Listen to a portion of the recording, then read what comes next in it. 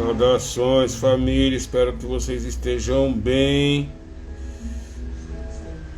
muito bem, na medida do possível, é lógico. Quem fala aqui é seu mano James Lino. Será o verso ou inversos. E nós estamos chegando, estamos no ar. Muito bom. Guardando aqui alguns instantes.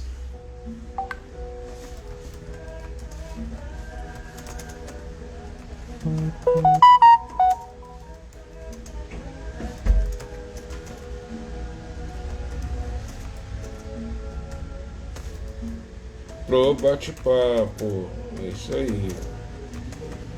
Ah, nem precisa. Oba, já tava mandando mensagem pra ela pra dizer: precisa seguir a página do Sarau.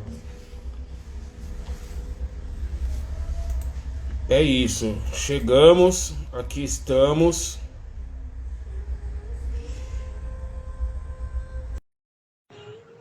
E vamos de abertura, certo? Vamos de abertura. Aquela abertura boladona. Enquanto a nossa convidada vai se preparando aí, ela está pronta, na verdade, ela já nasceu pronta, mas eu vou pedir para ela segurar um pouquinho, só para eu fazer a abertura, porque afinal de contas, esse projeto aqui, ele antes de tudo, ele é um fruto de uma luta, né? Então isso é muito importante, porque ele é fruto de um vai, né? Então a gente agradece todos os coletivos, incluindo a Dinha, que lutou para que a gente tivesse esse espaço aqui para recepcionar os nossos heróis e heroínas. Então, é muito louco você ser amigo de quem você é tão fã assim, mas esse é o meu caso, então você que está aí vai agora ter uma abertura e daqui a pouco a gente vai iniciar o bate-papo. Neste episódio, eu, James Lino, farei um bate-papo com Maria Nilda de Carvalho Mota, conhecida como Dinha. Ela nasceu em 78, o ano que eu nasci, na cidade de Milagres. Eu nasci em São Paulo, mas ela veio de Milagres, ser um milagre aqui em São Paulo. Milagres é lá no Ceará. Então ela veio para São Paulo no ano seguinte de seu nascimento. Menina, migrante, favelada e ávida leitora. Com seus 12 anos de idade, começa a escrever um diário que anos mais tarde evoluiria para o gênero de poesia. Aos 20 anos, ingressou em sua graduação em letras pela Universidade de São Paulo. A mesma participou da criação do coletivo político-cultural Posse, Poder e Revolução. No ano de 2013, participou da fundação da coletiva editorial Negro Periférica Edições Me Parió Revolução. Seu primeiro livro, De Passagem Mas Não a Passeio, foi publicado de forma independente em 2006. Posteriormente, fez parte da coleção literária periférica pela Global Editora 2008. Dinha é educadora, ativista contra o racismo, liderança comunitária e articuladora da Rede de Proteção e Resistência contra o Genocídio. Entre 2011 e 2017, tornou-se mestre e doutora em estudos comparados de literaturas de língua portuguesa, editora independente e autora de 7 livros. Em 2019 foi homenageada pela MF Cândida Dora Pretini. É isso? É Pretini mesmo, né? Pretini. É isso mesmo. Patrona da sua Academia Estudantil de Letras. Uau! A transmissão do episódio é ao vivo, tendo duração de mais ou menos 1 hora aqui pelo Instagram. Ao longo da semana, o conteúdo terá reprise em nossos canais de streaming e redes sociais. E na programação da Rádio Mixtura. Salve Rádio Mixtura, obrigado por também compartilhar e replicar esse conteúdo. Então é isso. Acessem nossas redes, curtam, compartilhem as programações mais amplas e diversificadas. Uau! Dinha! Vou até desligar. Olha o que eu estava ouvindo aqui, Dinha. Essa daqui que eu ouvi. E essa é da nossa época.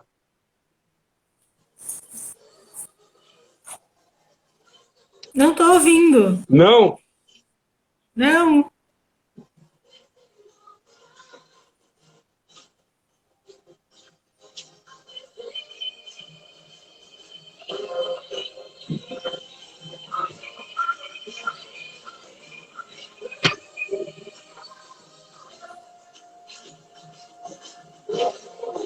Não?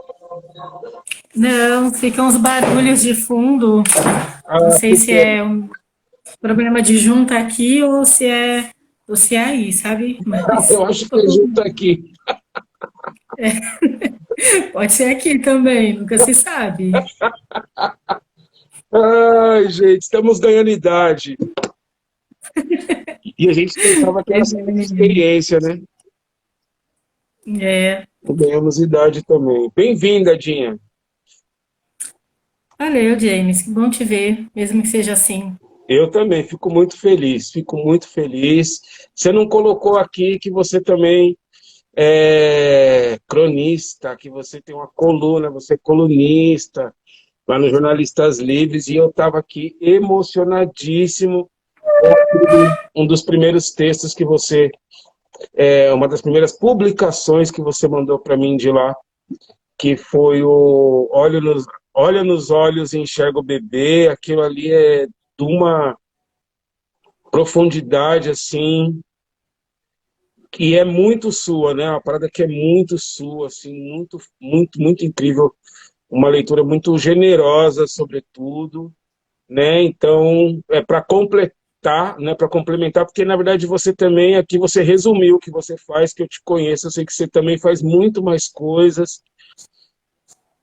Você vive a periferia assim, em todos os seus aspectos. Eu estava pensando aqui a semana inteira, tipo, qual luta que você não participou, né? Tipo, é mais fácil perguntar o que você não participou. Pois é, menino. Mas é isso, né? É muita coisa para resumir, né? É, E também, cada hora que a gente perguntar, a gente é uma coisa diferente, né? Porque sim, o que pegar melhor na hora da pergunta é o que a gente responde. é isso. É, essa é a seleção natural que acontece. É, Onde o calo estiver apertando mais, é onde a gente vai tender a responder. é isso.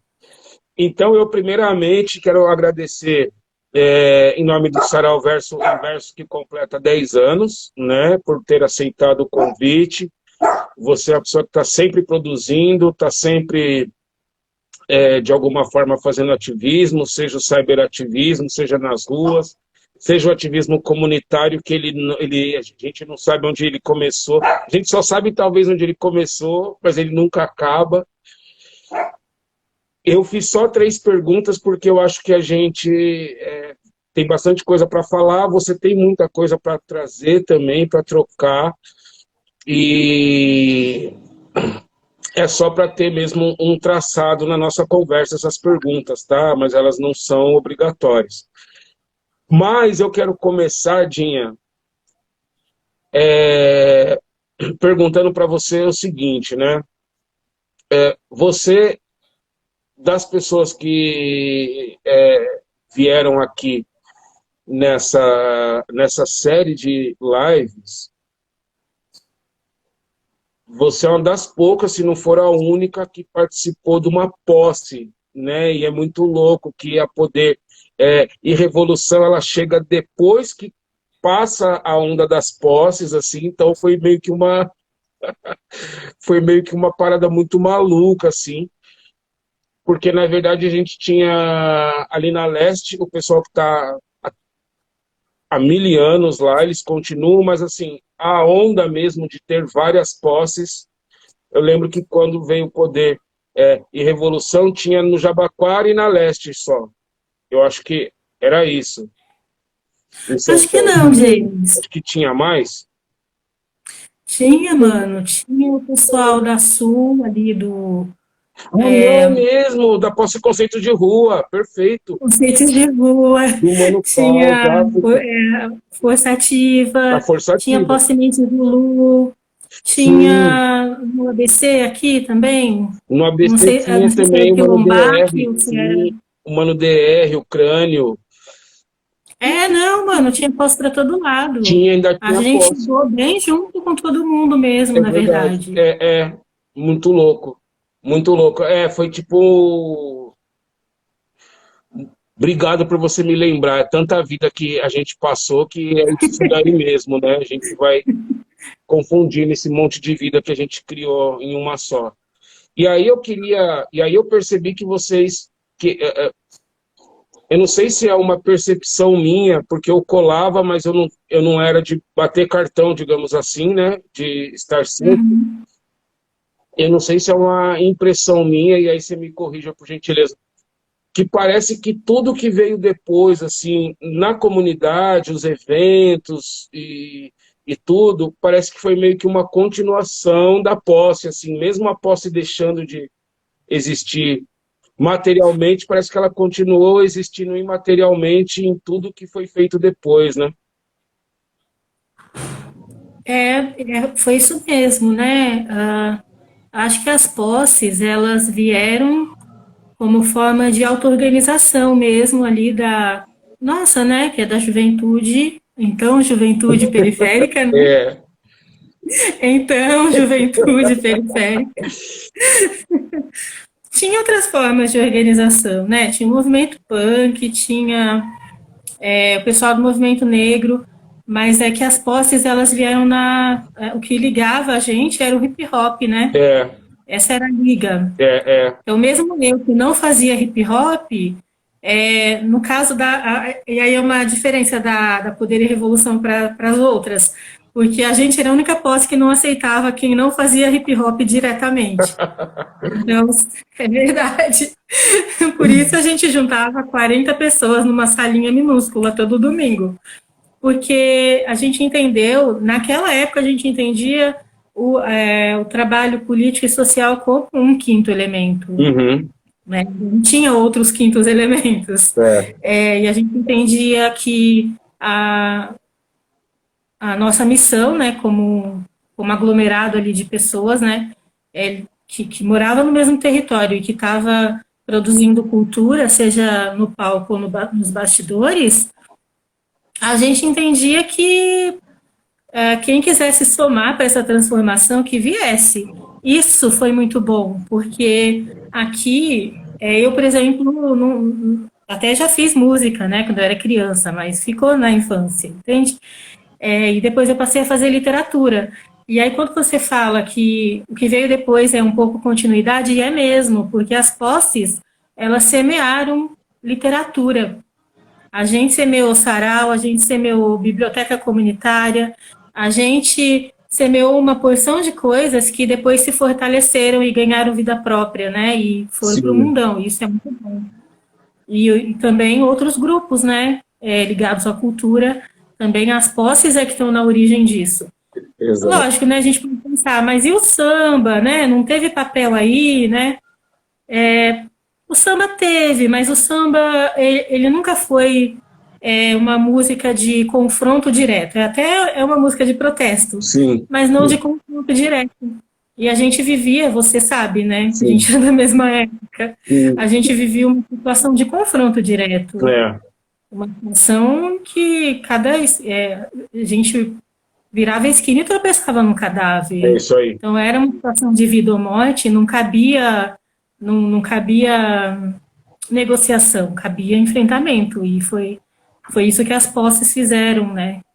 Sim, Ali no final de 90, da década de 90. acertadamente, né? Acertadamente, com todo o risco, né? Com toda a tensão que existia, te ver, né?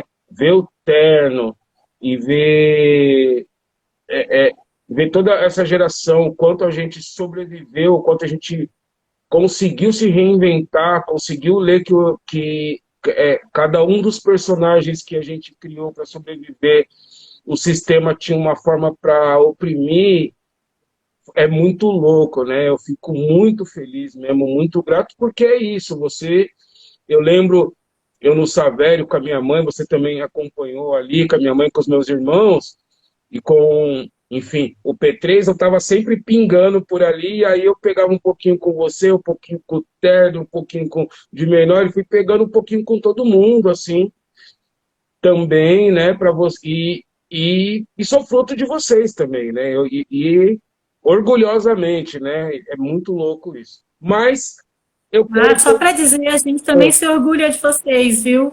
da hora, que bom. Esse é o P3, mano. Todo mundo aqui fala, aqui é o P3, entendeu?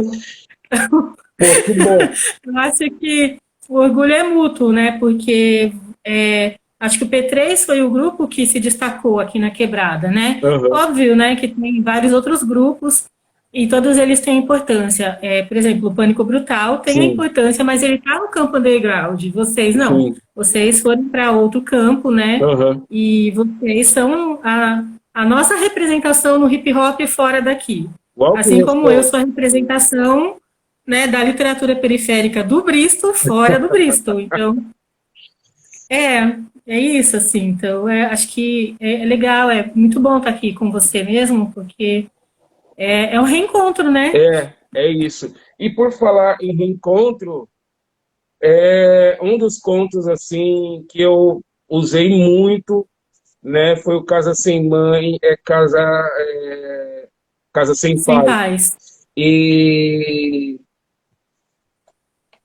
eu fiz oficina um tempo lá no Moinho, né? E era muito legal quando eu sentava e lia para eles, ou quando eles liam também, ou quando eu estava com algum coletivo de mães também, eu sempre peguei essa poesia, assim, porque ela é intergeracional, né? Ela serve para os filhos, né? Eles se transportarem para aquele momento da confusão do lar que você traz, e para as mães também entenderem assim o quanto elas são as mediadoras universais e ancestrais e históricas assim dos lares, né? Basicamente. Então, parabéns, obrigado também, né? É sempre importante falar sobre as margens do Ipiranga, que ele não aconteceria se não tivesse a participação de vocês, que são a nossa base, e eu acho que o Potencial conseguiu fazer isso, né? Não totalmente porque é muita gente, mas na medida do possível, assim, exaltar cada um de vocês. E hoje, através do Verso, Dinha, você sabe que a gente vai fazer um podcast. A gente está transformando essas conversas em podcast. E aí eu vou focar um pouco em você, porque a gente aqui fica nessas lembranças tão boas aqui, tão incríveis, né? E é isso. Dinha, em tempos de barbárie, até anotei aqui, até peguei a colinha e anotei. Olha lá, Vou pegar a minha também. aqui, ó. Em tempos de barbárie, tinha. Onde é mais difícil quebrar paradigmas? Em casa, na comunidade ou na burguesia? E eu não sei se fez sentido a pergunta. Eu diria espaços de poder, em burguesia, tudo que ela representa, né? Ou teima em representar. Eu não sei muito bem a resposta dessa pergunta, não. O que eu sei é que na burguesia, como a gente não tem afeto, tem uma escola de paga-pau, né? A gente é ensinado a pagar pau para a burguesia. Então, tem uma vitória deles aí que é nos fazer pensar que está tudo certo, que são gente boa e tal. Mas no fundo, a gente não pensa assim, a gente sente ódio. E a gente sente ódio porque a gente é violentado o tempo todo. Quem está ali sendo machucado está sentindo dor, né? E procura formas de resolver. Então, assim, com a burguesia é mais fácil no sentido de que é mais fácil odiar a burguesia e ir para cima. Por outro lado, eles têm essa arma da cooptação. Então, também tem a possibilidade muito grande da gente ser cooptada, da gente ser cooptado, e aí isso dificulta, né, também a luta. Mas é isso, assim, tem ali a sua vantagem, que é, bom, eu não te amo, então dane-se você.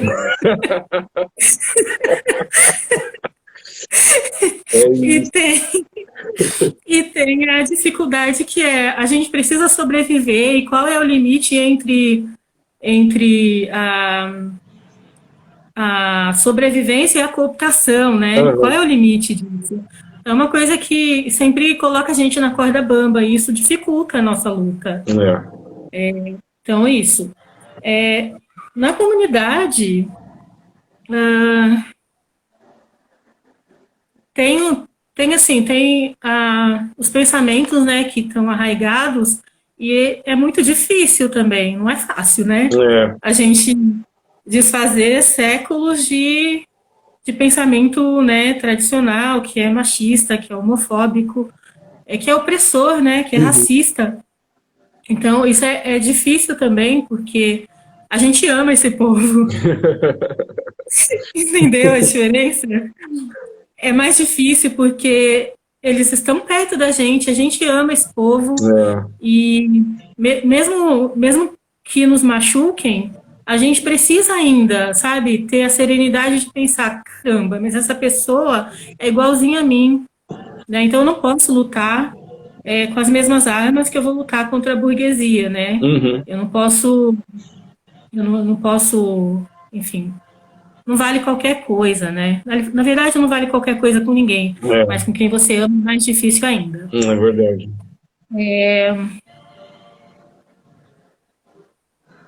Agora, assim, eu tenho pensado, sabe? Você sabe como a gente começou nessa conversa, eu faço muita coisa, né? Você faz. E aí eu fico pensando que eu não deveria fazer tanto, porque eu não dou conta de fazer tudo. E quando sempre me perguntam, né, mas Ginha, né, como você dá conta de tudo isso? E eu sempre respondi, mas eu não dou conta. Eu empurro com a barriga, é verdade. Sendo sincera, eu empurro com a barriga, e aí quando as coisas explodem, eu resolvo que está explodindo.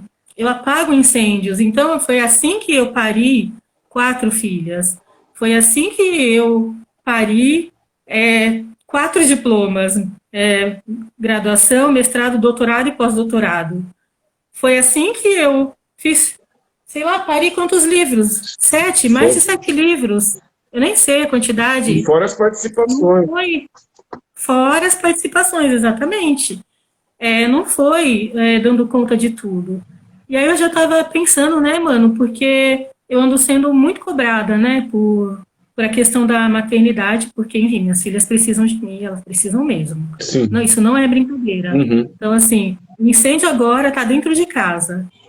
Não está fora mais. Quer dizer, lá fora tem um monte. Como aqui dentro tem também incêndio, então eu preciso cuidar desse que está acontecendo agora.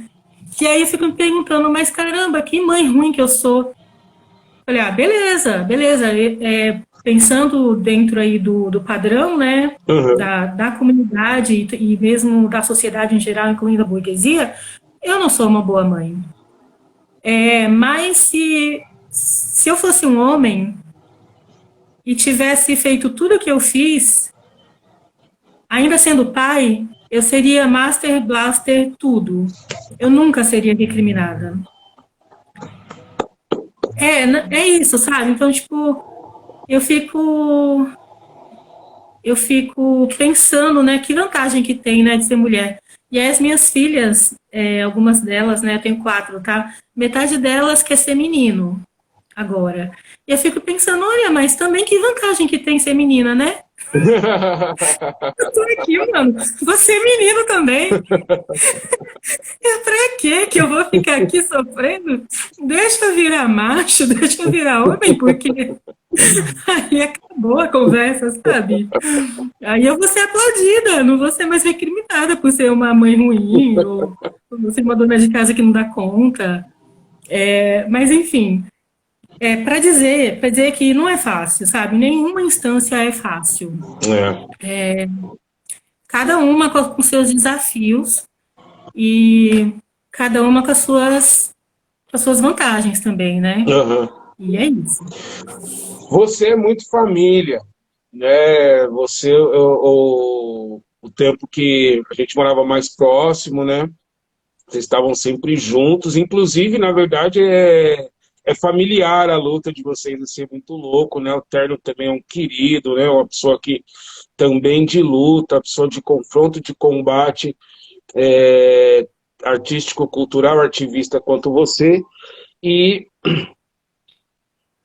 eu percebo que, por isso que eu fiz essa pergunta, tá? De a gente quebrar paradigmas no lar também, porque é muito isso, a gente fica muito feliz quando a gente encontra um parente que frequenta a casa e tal, e a gente está em tempos de eleição e tal, e a gente consegue mostrar para eles que, tipo assim, não, tipo, você pensa diferente, mas você está pensando errado, você nem sabe que está pensando assim e você não percebeu. E aí você consegue explicar para a pessoa o contexto dela, fala assim, olha, não queria te falar, mas você é negro, então você é nordestino, ou você é pobre, tipo, não tem nada a ver o que está aí com a sua pessoa e tal. Muito louco.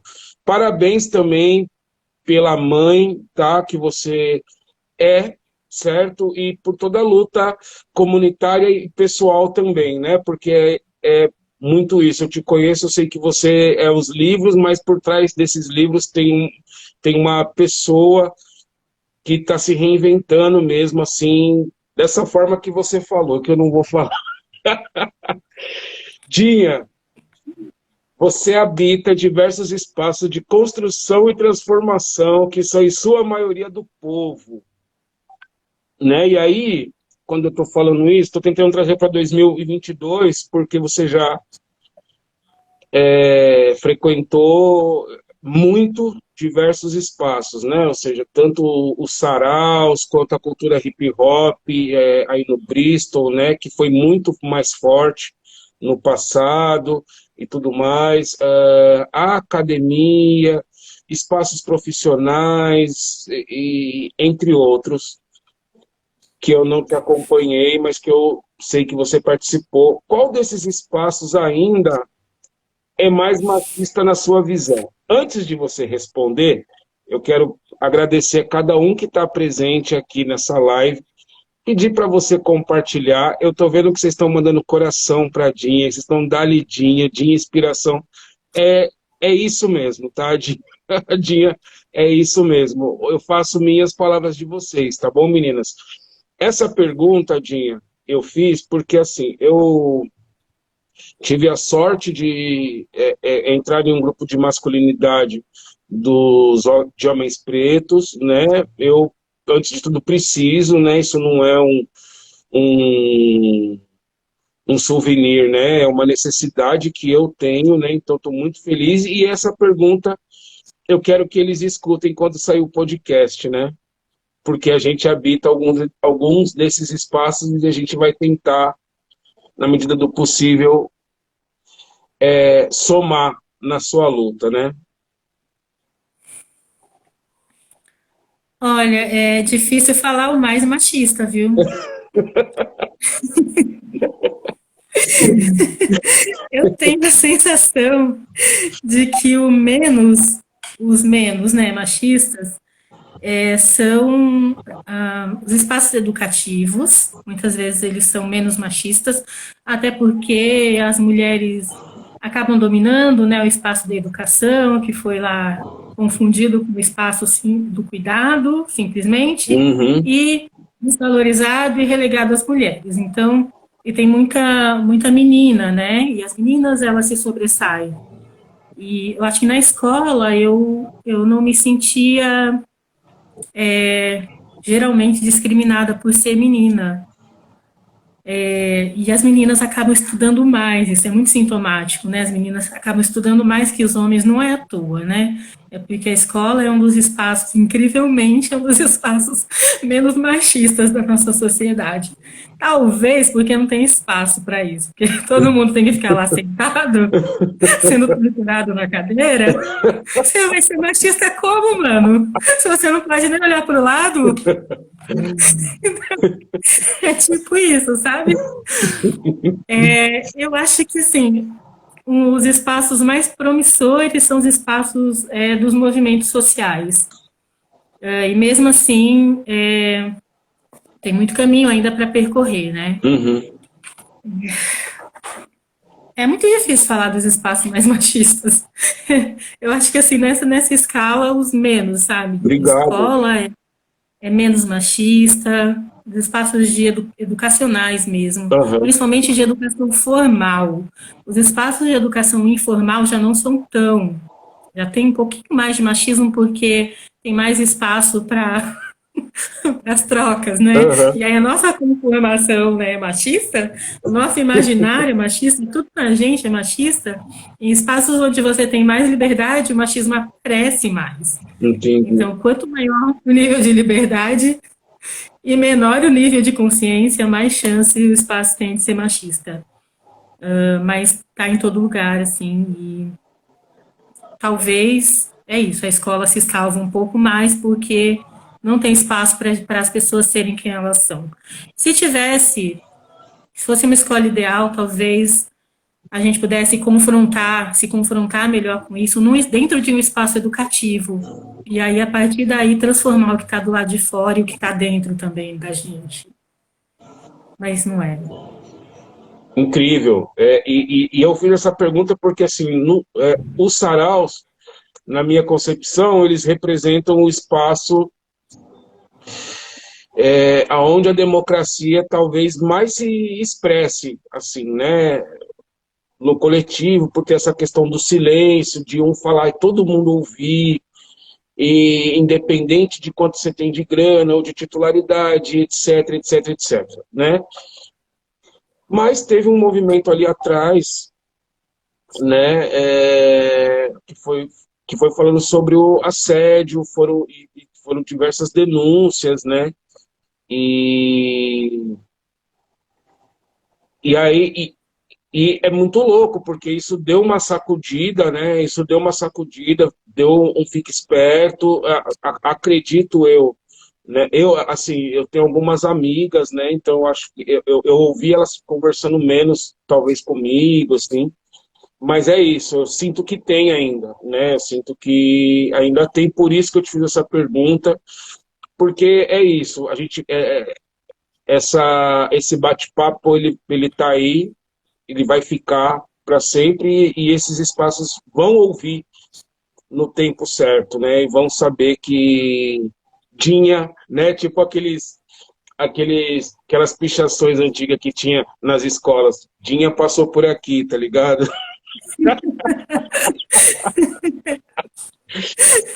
É É legal. isso, Ou então no busão, no banco, é isso. na parte de E, trás do banco. estive aqui, né? Estive É, aqui. Dinha, agora eu vou falar um pouco sobre os seus outros partos, né? Que foram os seus livros. E é muito lindo ver que a professora e pesquisadora Heloísa Buarque de Holanda, que é uma pessoa que eu vejo as pessoas dizerem que ela é muito generosa, muito atenciosa, muito antenada com tudo, né? Então ela não, né? E eu fiquei muito feliz de ler que você será a próxima negra periférica a ser homenageada pela Flip, né? Como que cai para você uma um reconhecimento desse tamanho? são muitos sentimentos, né, misturados, né? E muito contraditórios também. Primeiro porque é a Flip, e a Flip não é necessariamente o lugar onde eu gostaria de estar.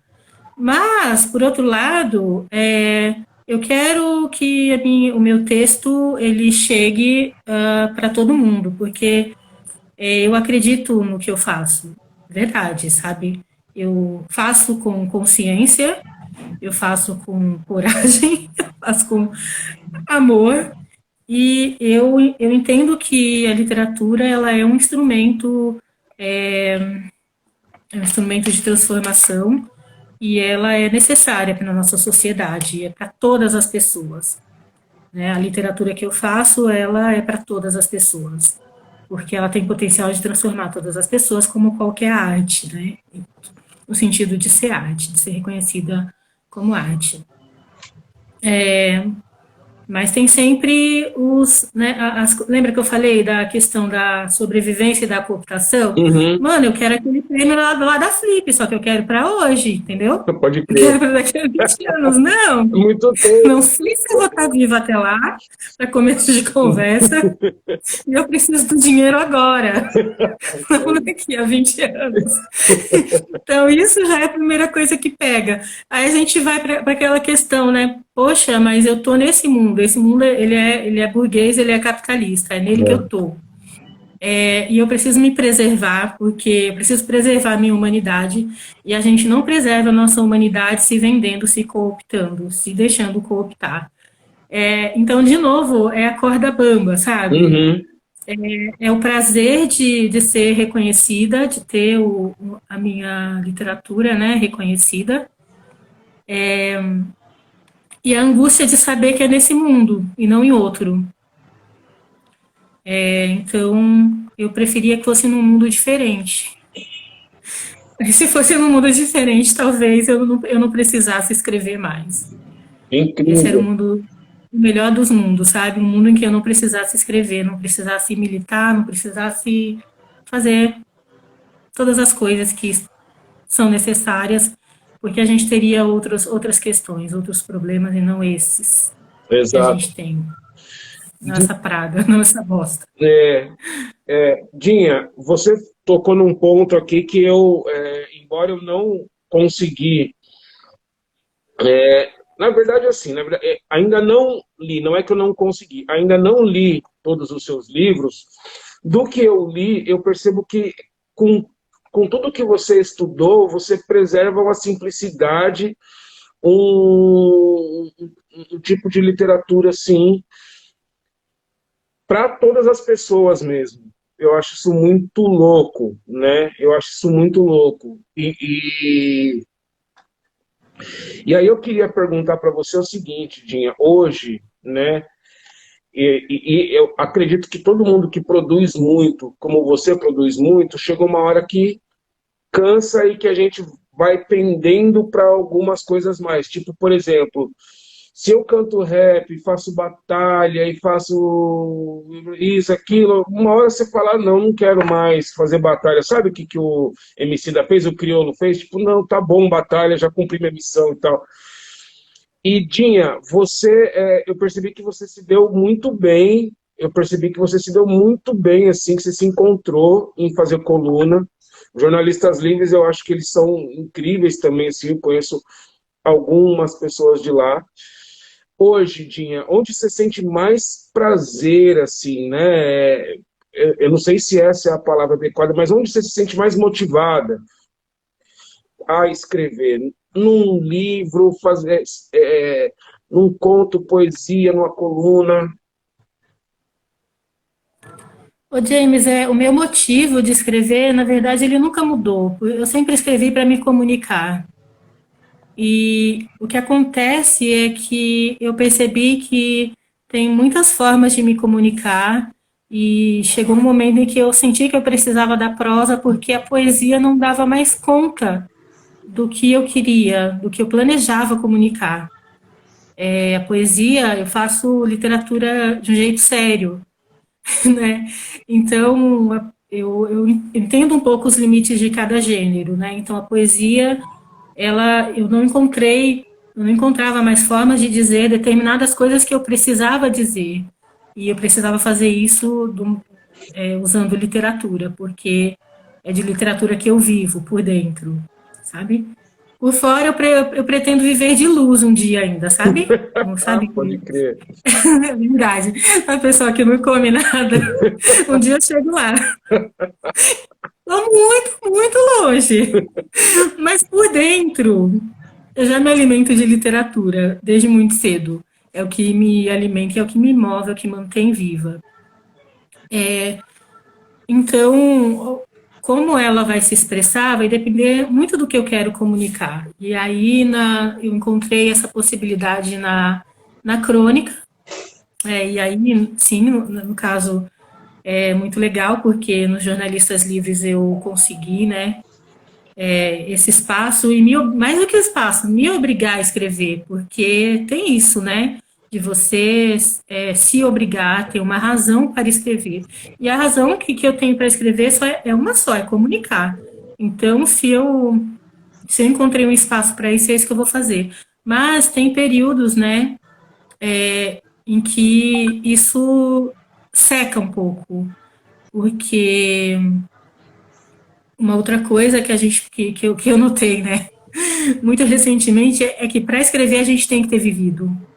Se você não vive, você não tem assunto. E aí Perfeito. fica aquela coisa, sabe? Para escrever, para cantar a mesma coisa, você sabe, Uhum, né? Você uhum. compõe, né? É Então, isso. se você não viveu, mano, você vai ficar falando do quê? É isso aí. Vai ficar ficcionalizando. Mesmo para criar ficção, você precisa ter lido e você Uhum. precisa ter ouvido, no caso da música, e no caso da literatura também, você precisa ter vivido.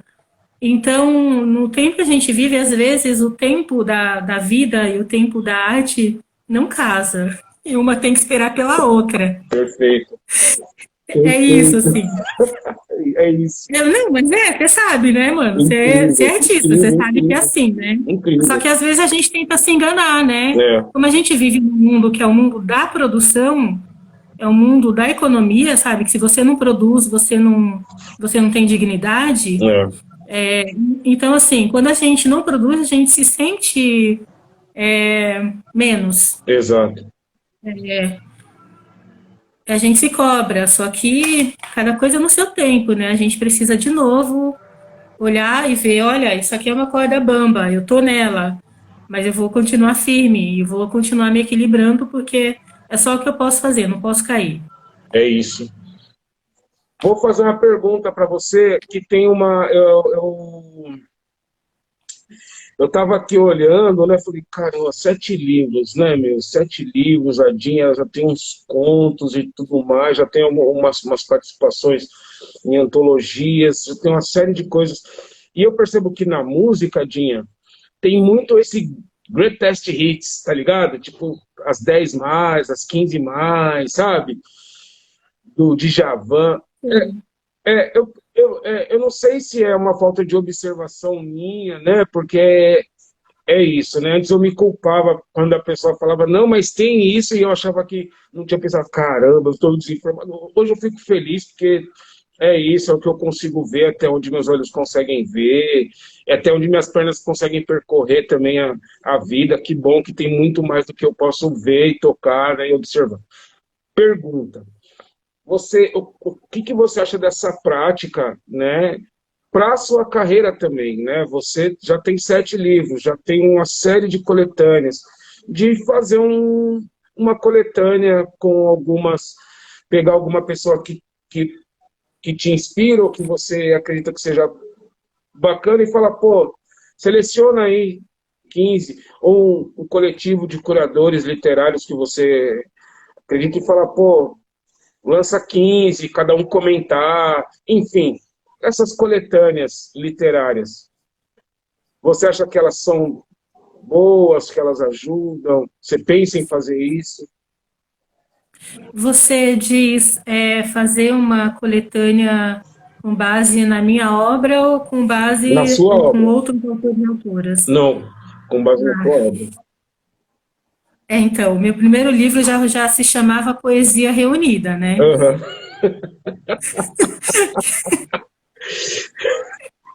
Eu não Respondeu. sei se você sabe, mas eu tenho uma namorada e a minha namorada estava me dizendo exatamente isso. Falou, seu primeiro livro era Poesia Reunida. E é isso, porque, tipo, era coisa de uma década que eu É já isso. tinha escrito. E eu reuni tudo ali. Agora, nesse momento, o que eu quero mesmo é reunir, sabe, tipo um box com todos os livros. É o meu sonho. Também, incrível. Sabe, todos pequenininhos assim, Uhum, fazer uma uhum. caixa com todos. Uau, E aí, eu não me oponho, assim, eu acho que as antologias, elas são muito boas, principalmente para apresentar as pessoas. sim. Apresentar, né, para apresentar um tema, um grupo de autores e autoras, uma Uhum, região, uhum. e elas são ótimas. Mas. Ah, já e aí? Tô mandando coraçãozinho.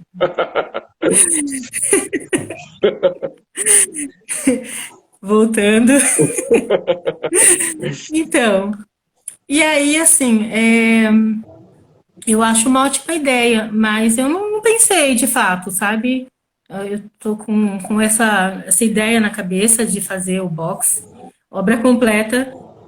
Eu vou publicar um livro, né, agora em julho. Se tudo der certo, ele E... sai em julho, a previsão é julho. Daí eu estava lendo o prefácio e a apresentação, né? E aí quem faz a apresentação é uma pesquisadora daqui da USP mesmo, que foi minha orientadora, né? E quem faz o prefácio é uma portuguesa, né, da Universidade de Coimbra. Uau, que E bom. aí eu li a apresentação e o prefácio, e aí eu falei assim para Sandrinha, a San é quem é da Me Pariu, né? É Uhum. quem faz o projeto gráfico. Falei, Sandrinha, olha, você pode até caprichar nesse projeto gráfico, mas a questão é que depois dessa apresentação e desse prefácio eu já posso morrer. Tipo isso, sabe?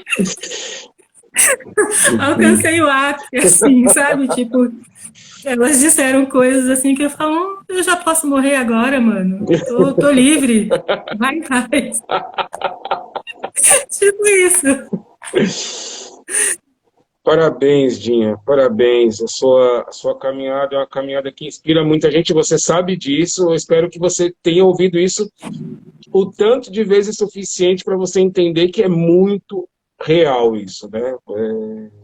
Sua caminhada inspira, é muito inspiradora.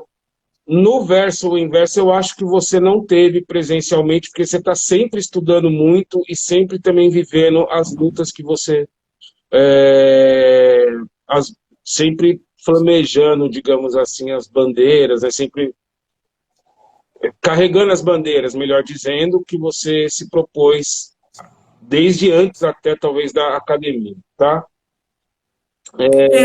Como eu disse, eu estou sempre apagando os incêndios, né? É, Conforme eles aparecem, eu vou apagando. e que não são poucos, e que não são poucos, Não, não são poucos. infelizmente em tempos de barbárie também, né? É, eu quero te perguntar, eu fiz 3 perguntas, como eu te disse, mas a gente foi conversando muito mais, né? E essa pergunta é para os escritores, tá? Essa pergunta. Qual que foi o livro mais trabalhoso para você, dos 7? Eu acho que foi primeiro mesmo. O primeiro, né?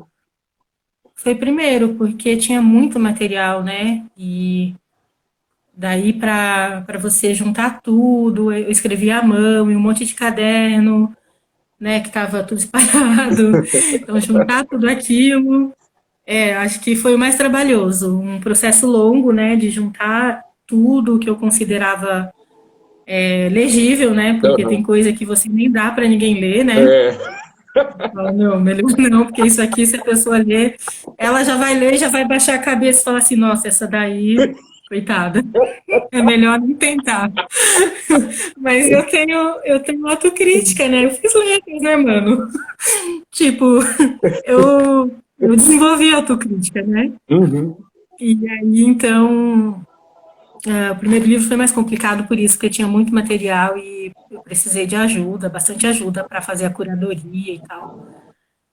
E também é o primeiro livro, né? Em alguns momentos da minha vida, isso se repetiu algumas vezes, eu passei assim, tipo, uma semana tendo certeza, não pensando, já posso morrer, que nem agora depois de ler os prefácios, Uhum. mas assim, pensando, sentindo que eu ia morrer. Então, eram momentos muito importantes na minha vida, por exemplo, quando eu entrei na universidade, que era uma coisa absurda, né? Tipo, como assim eu entrei na universidade, né? Nessa universidade, eu passei uma semana assim tendo certeza de que eu ia morrer ali, Caramba. naquela semana. Uau. Daí passou. E quando eu publiquei o de passagem, que é inclusive é esse aqui, a primeira versão, quando eu Eita. publiquei também, quando ele estava para chegar em casa e um pouco antes do lançamento, entre ele chegar em casa, a gente fazer esse trabalho aqui de colar coisas, sabe? Uhum. E tal, e um lançamento, eu tive a mesmíssima sensação de que eu ia morrer, porque acho que eu estava morrendo mesmo, né? Tava morrendo uma pessoa para nascer outra, outra de Incrível. mim. Então, eu acho que esse primeiro livro foi o mais complexo nesse sentido, e foi ele que deu o start, assim, o salto, ele que me transformou em escritora, de fato. Então, eu morri mesmo. E essa pergunta, Dinha, é muito louco e ela até me emociona porque, assim, eu percebo que quantos anos faz que você lançou? Você lançou em 2006. 2006. Em 2006, Dinha. Se eu falar para você que mesmo com todos os avanços, com todas as conquistas, com todos os ícones, né? Agora falando com um pouco mais de seriedade, né? Você é um ícone, né? E tem outros ícones femininos também que estão fazendo um trabalho incrível, que são referências. É muito importante as pessoas saberem que se hoje uma mulher que ela quiser ser escritora e não conhecer a Dinha, ela não está desamparada porque tem outras, mas se ela não conhecer as outras, ela tem a Dinha.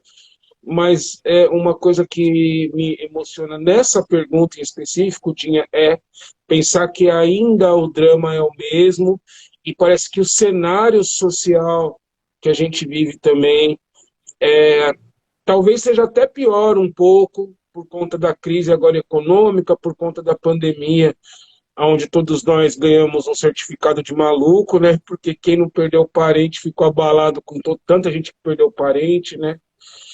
E só para dizer que, assim, né, é um alerta, né, que acende dentro de mim, assim, tipo, poxa, não tá suave, né, poderia estar melhor e não tá.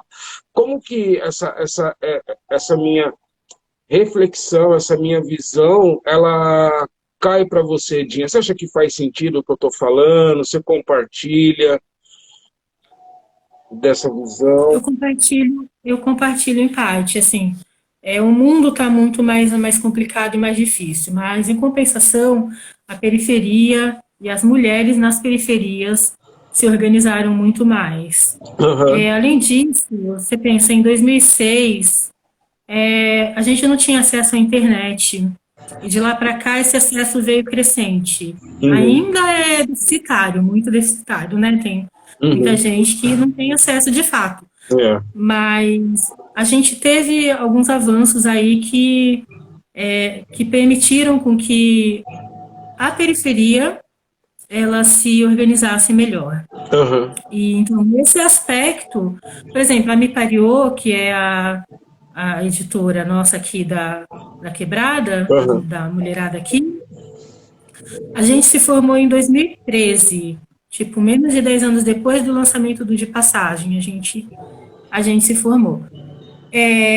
E aí, isso é uma coisa muito, muito importante, muito inédita, porque lá no tempo da posse, a gente teve, como eu falei lá no início, a gente teve a plantação, a gente teve a semente, a uhum, gente criou uma célula de biblioteca comunitária já lá na salinha, aqui no Mutirão, na aham, salinha lá, a gente já tinha uma pequena biblioteca, depois a gente foi para uma loca, só que uma das coisas que a gente percebeu, a gente do hip hop, e aí todo mundo, não só das posses, é que não bastava a música, não bastava o discurso, precisava de formação política, e a formação política ainda tinha que vir dos livros, né, porque a gente não tinha internet. exato. E aí a gente começa também a publicar e a investir na literatura, seja ela oralmente nos saraus, seja ela nas bibliotecas. Só que aí chega uma hora que a gente a gente também se dá conta de que, bom, só isso aqui não basta, a gente precisa dominar os meios de produção, É isso aí. que é o pulo do gato, né, no nosso sistema. Exato. Então, bem ou mal, hoje a gente ainda tem condições de publicar obras inéditas ou não, por exemplo, com apoio de políticas públicas. O dinheiro é nosso, né? Então, Sim, tipo, com o nosso próprio dinheiro, só que aquele que foi para o governo está voltando para a gente. é isso aí. Então, tem avanços. Apesar de o mundo estar tão assim mais cruel, a periferia, mais especificamente a periferia, se fortaleceu nessa luta e só se fortaleceu porque lutou. É isso aí. E a gente tem mais condições de produzir, veicular as nossas obras, tanto de música quanto de literatura, de artes plásticas. Tudo que a gente faz, tudo que a gente produz, a gente tem um pouco mais de força para fazer com que ela chegue à nossa casa, à nossa vizinhança e pule o muro do gueto. É isso. A gente consegue isso hoje. Eu te fiz essa pergunta também porque eu estava com uma mana trocando ideia e ela estava falando que tem um edital que está encerrando hoje, que é o PROAC Express Livros, né? E ela estava escrevendo e ela estava Sim. falando o quanto ela acha violento essa, o formato ainda, né? O quanto é um avanço, lógico, né? É um avanço, é inegável, porque é fruto da nossa própria luta, mas o formato, né? Ela estava falando, é incrível, porque eu tô meio que justificando o que eu já faço, e aí eu vou poetizando, porque ela falou, eu vou escrevendo e tal. Tipo, ainda é só para quem matou, né? É, é, Não, mano, Poder e Revolução, a gente existe há mais de 20 anos sim, e a gente nunca teve um edital contemplado. caramba, Né? Na maioria das vezes a gente nem tentou, porque entre fazer o trabalho de base e fazer o trabalho de escrita de edital, é isso aí. considerando que das vezes que a gente tentou, a nossa história de fato não foi levada em consideração, não, a gente prefere fazer o trabalho de base. É isso aí. Agora, ano passado, a gente conseguiu, pela Me Pariô, na verdade, pela primeira vez, um edital, que é o de Uau, fomento à cultura da periferia. Então, assim, mas foi inédito. E a gente ainda teve que entrar com um belo de um recurso, porque senão a gente não ia conseguir.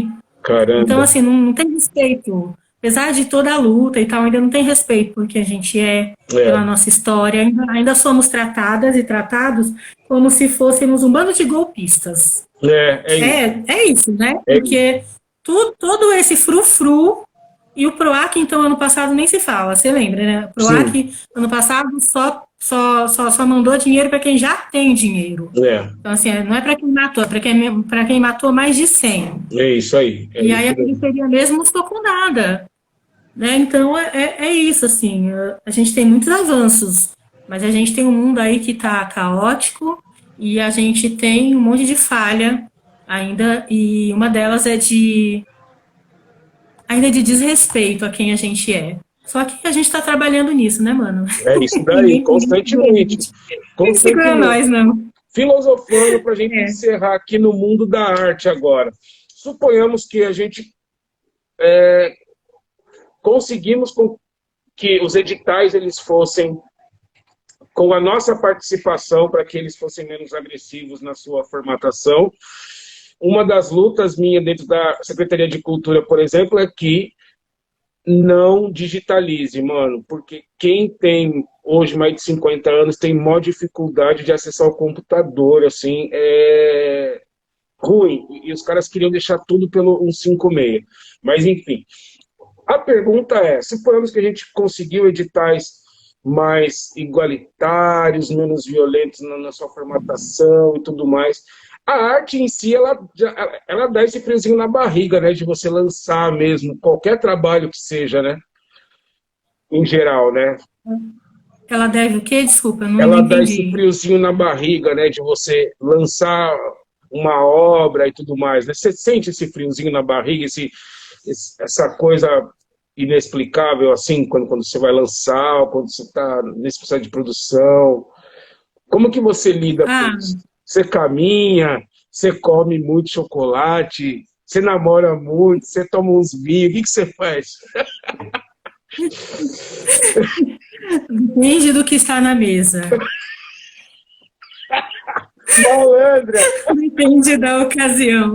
A questão malandra. é que o frio na barriga é inevitável. Então, o que tiver na mesa, eu traço. Tipo,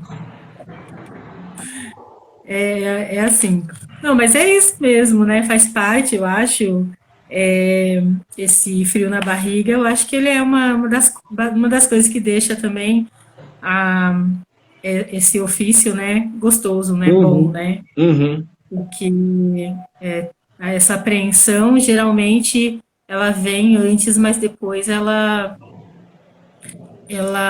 se dissipa e no lugar dela sempre vem uma sensação, né, boa, vem endorfina, nosso corpo, né, trata de produzir a endorfina que não produziu antes, e aí tá tudo bem, assim.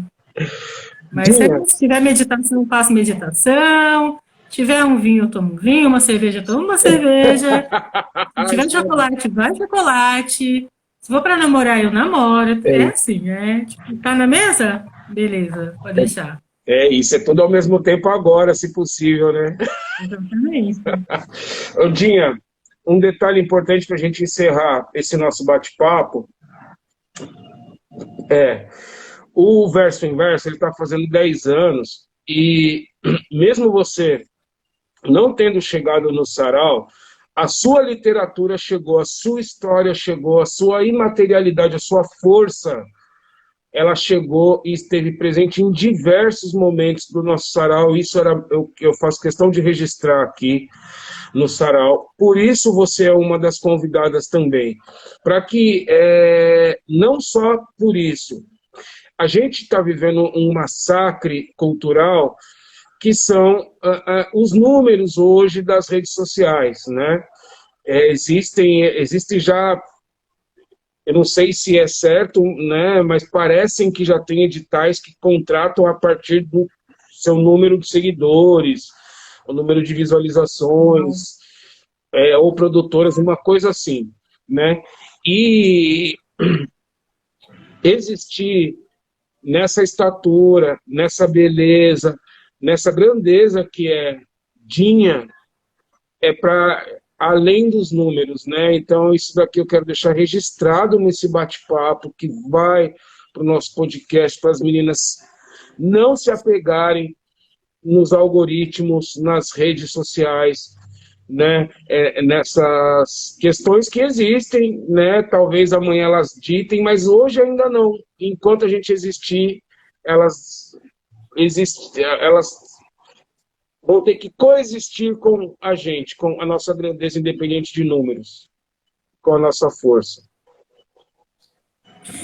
Mas é isso mesmo, Denis, porque o produto, seja uma pessoa transformada em produto, ou o produto em si, ele passa, a essência, ela fica. Se você trabalhar na essência, e é por isso que eu cheguei no Saraus, esse era o meu objetivo, era chegar sem estar presente, e ainda não precisar necessariamente estar lá para que a minha obra caminhe. Eu quero que ela tenha pernas para andar sozinha. Se eu puder estar, ótimo, perfeito, porque eu também gosto de gente, além de gostar de literatura. Mas o que me deixa mais feliz é saber exatamente isso, que o meu propósito foi cumprido, que eu me retiro, mas o meu texto não. E isso é lindo, isso é tudo que eu sempre quis, sabe? Eu não queria mais que isso. E aí, como diria lá o poeta, né, com relação aos números, eles passarão e nós passaremos, né? É isso aí. Ou como diria o Du, né, eles passarão e nós, munição, É ponto isso mesmo. 50. Só derrubando os bichos. Isso mesmo. Um salve do Dinha. Faltou alguma questão que você quer falar? Você quer falar sobre o nome do seu livro? Você quer ou não? As pessoas elas vão te seguindo lá e elas vão pegar mais informações. nesse momento faltou alguma pergunta, alguma coisa que você acha fundamental, ou você já... Faltou uma leitura, né? Hã? Faltou uma leitura, né? Por favor, please. Eu vou ler um poema curtinho, que é do próximo livro, então. Oba! O livro se chama Horas, Minutas e Segundas. E é isso. Chama Minuta de Perdição. E é assim, ó, bem curtinho, tá? Não dorme, não. É assim. Ela botou tudo a nascer. De uma hora a outra, foi promovida a bruxa. Calçou ferraduras, fez o mar vermelho, incansável se desfazer. E quando o medo veio, ela o acolheu no ventre, o gestou por 15 meses, parcelou os dizeres e, no fim, só declarou: vida que segue.